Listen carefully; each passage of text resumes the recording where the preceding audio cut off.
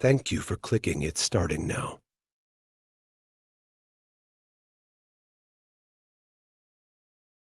Hello and welcome to our early access gameplay preview of Titan Quest 2. I'm Balint Martin, lead systems designer at Grimlore Games. In this video we will be taking a look at what you can expect in our initial release. Titan Quest 2's handcrafted world is semi-open, allowing you to explore in any direction you choose within the current chapter. Our chapters, on the other hand, will be connected in a linear fashion. Let's take a look at the flooded farmlands near the village of Pyrgos. This is an early game area, shortly after the goddess Nemesis forced our hero to flee their village. The local dam has been breached by the Ichthian fishmen, causing the flood. We are tasked with finding their leaders and eliminating them. Combat in Titan Quest 2 is all about a back and forth with enemies. We carefully crafted animation timings to ensure that you can sidestep enemy weapon attacks. Enemy abilities are telegraphed and avoidable as well, and often come with an area warning on the ground. Mobs are typically built in a way that they would complement the strengths and weaknesses of the enemies in each group. Groups of fodder don't always have backup from more advanced enemies though. Looking at the Ichthian faction, you will see a huge variety of troops that can form a great number of compositions. For example, the Enchanter is a healer that prioritizes its strongest ally and also buffs them while the channeling healing is active. Brutes frequently accompany them, as their powerful mace abilities and high health make for excellent synergy here. What really tops this duo off is when there's also a man-catcher in the squad trying to snare you with their net. If you are caught, the Brute Slam ability is not avoidable for most builds without teleport, so you will have to find a way to survive the onslaught with a mix of your skill usage, barrier, potion, and your raw stats. For glass cannon characters, the dodge skill will be your best friend, as ideally you never get caught in the first place.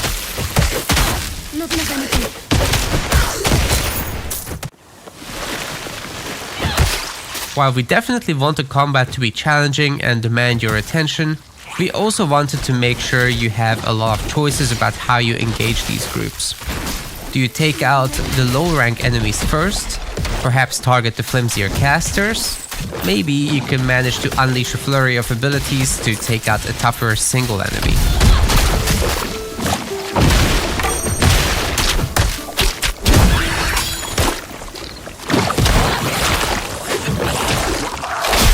Not enough energy.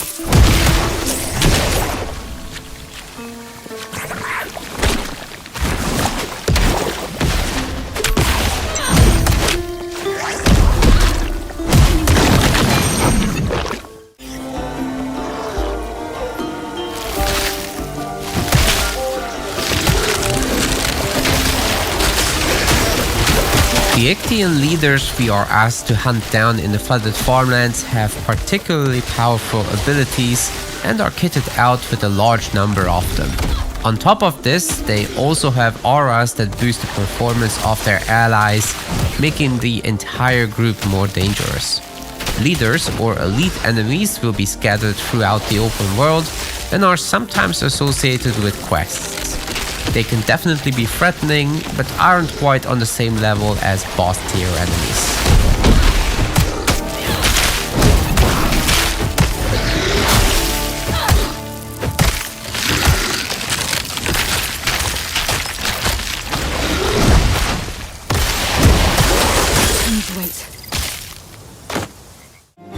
When building your character, like in the first Titan Quest game, you will be combining two masteries to form your class. Within these, as you unlock new skills, you will mix and match skill modifiers to customize them to your needs.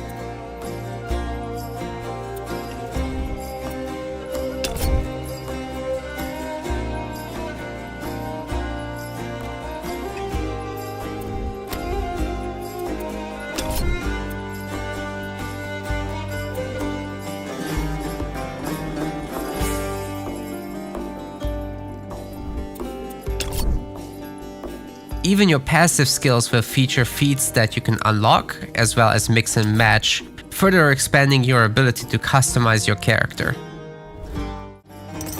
Flexibility is key in Titan Quest 2, seeing as there are several synergies to explore and certain enemies will just be more resistant to your core build. To make sure you have this flexibility, we are allowing you on-the-fly changes to your skill modifiers at no cost, as well as skill point respecs without the need for a vendor. Skill point reallocation will cost you, however.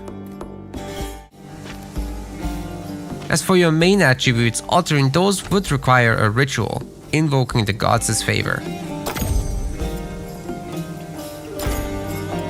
Your attribute allocation will determine what sort of equipment you will be able to use, as you would expect from any RPG. Titan Quest 2, however, features meta attributes, which are a function of adjacent attributes. These will then boost select damage types. For example, you will be able to build a might and knowledge focused mage, allowing them to wear heavy armor while using a staff. Might and Knowledge both contribute to the Resolve meta attribute, which then boosts your fire and cold damages. You are not fully locked into the typical archetypes of your attributes though, even if you don't spec into agility, as your attributes are still contributing to their meta attribute with agility. It may be possible to pivot to lightning or poison damage, or physical damage types with the right gear and some small changes to your modifiers or skill allocation.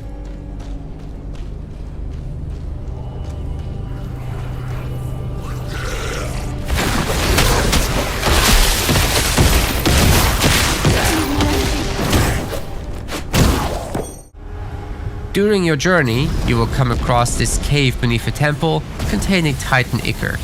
By now it has crystallized, but it still contains enormous power. This power could be yours, but you will have to prove your mettle in this wave-based encounter. The enemies you face here will be skeletons, with some of them getting introduced for the first time. While they are individually weak, oftentimes you will be fighting large numbers of them.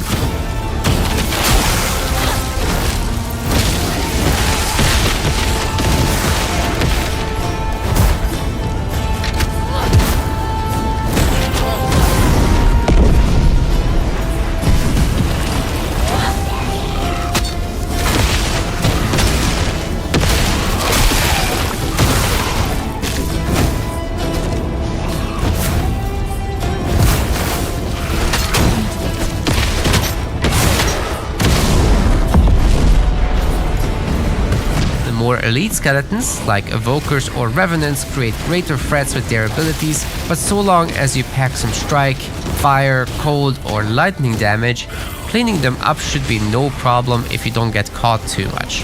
Especially the melee skeletons will be quite resistant to poison or pierce damage, however. Revenants can be particularly threatening, imbuing their allies with their own elemental damage type.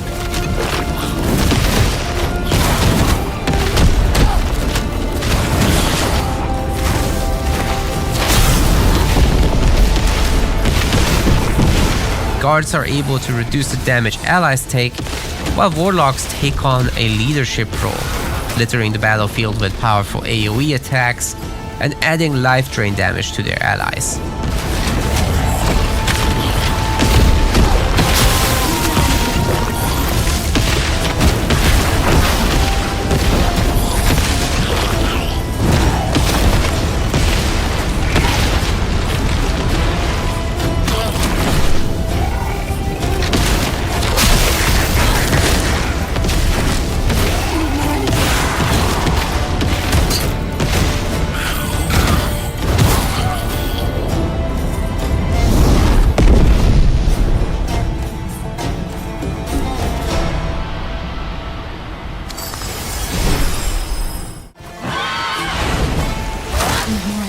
Lastly, let's take a look at the Hippocampus, one of Titan Quest 2's optional bosses. Her skills are much more complex than even those of the most elite regular enemies. This will demand attention from players, whether they rely on absorbing damage with a barrier, dodging just at the right time, or simply tanking with a perfect build that counters the boss. Your hearts can it complete. With our bosses, we want to make sure that players can pick up on ability patterns and thus allow them over time to more effectively take on these enemies without too much randomness in their ability sequences. With the hippocampus, it's particularly important to time dodge abilities well, as overusing it will lead to certain abilities hitting you.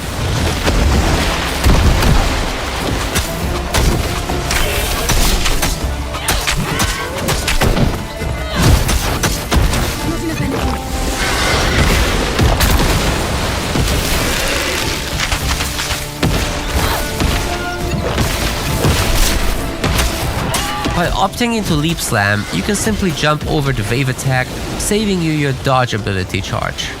Further Leap Slam charges help even more.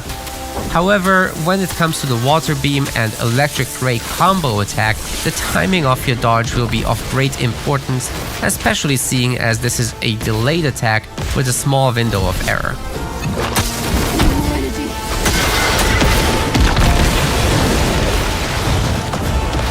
Being an early game boss, the Hippocampus only has simple phases, gaining some barrier in stages as the main health bar depletes.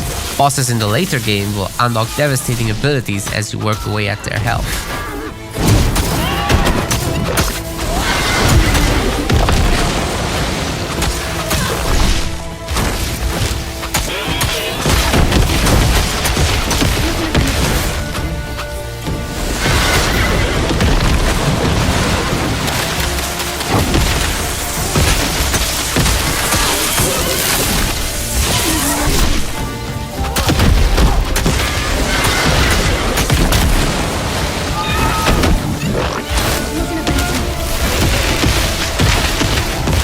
This and more awaits you in the early access of Titan Quest II.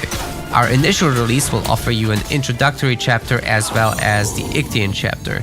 The Earth, Storm, Warfare, and Rogue Masteries will be available, alongside 50 enemies, 6 bosses, 9 main and 14 side quests, and much more. We will add further content in regular game updates. We can't wait to hear what you have to say about the game.